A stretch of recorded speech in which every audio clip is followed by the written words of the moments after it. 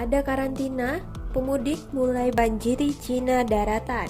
Pemerintah China mencabut pilar terakhir dari kebijakan dinamis nihil COVID-19, yakni persyaratan karantina bagi siapapun yang masuk ke China.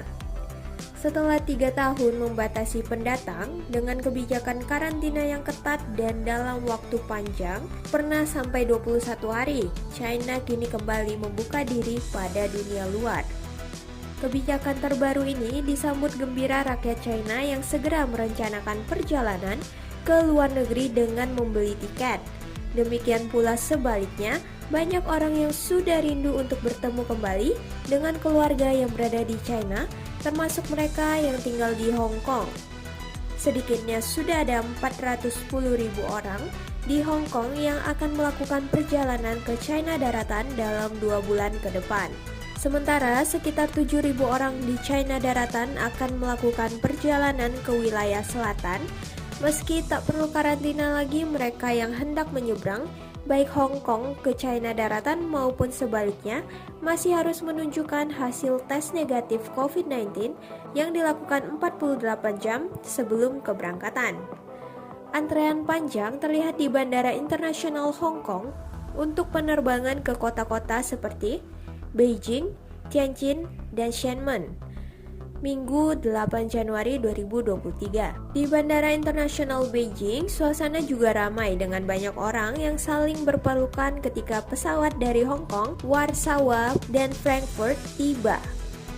Pembukaan perbatasan China dilakukan saat dimulai Chunyun atau periode 40 hari pertama perayaan Tahun Baru Imlek, saat warga China akan mudik ke kampung halaman masing-masing seperti di Indonesia ketika Lebaran. Sedikitnya 2 miliar orang diperkirakan akan melakukan perjalanan pada tahun ini, hampir 2 kali lipat mobilitas tahun lalu. Jika perbandingan dengan tahun 2019, mobilitas orang di China mulai pulih sekitar 70%. Banyak warga China yang juga mulai berlibur ke luar negeri seperti ke Thailand dan Indonesia. Meski demikian, jumlahnya tidak akan sebanyak sebelum pandemi karena jumlah penerbangan internasional masih terbatas. Kepala Eksekutif Hong Kong John Lee mengatakan akan terus memperluas jumlah titik penyeberangan dari Hong Kong ke China daratan dan sebaliknya dari 7 titik yang aktif saat ini menjadi 14 titik. Laporan media-media Hong Kong menyebutkan sudah ada sekitar 300.000 rencana perjalanan dari Hong Kong ke China daratan. Kuota harian perjalanan sebanyak 60.000 orang. Harian yang dikelola Partai Komunis China, Global Times, mengutip pejabat pelabuhan di Shenzhen, Tan Luming, mengatakan pada hari pertama pembukaan kembali sekitar 200 penumpang naik feri ke Hong Kong dan 700 orang lainnya melakukan perjalanan ke daerah lain.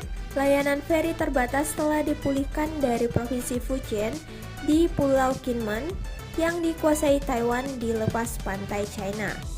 Penyeberangan perbatasan dengan Rusia di Suifenhe di ujung utara Provinsi Heilongjiang juga kembali beroperasi normal.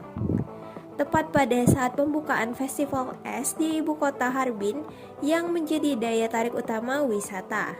Adapun di Ruili, perbatasan China-Myanmar, operasi kembali normal setelah 1012 hari penutupan penuh atau sebagian sebagai respons atas penularan berulang.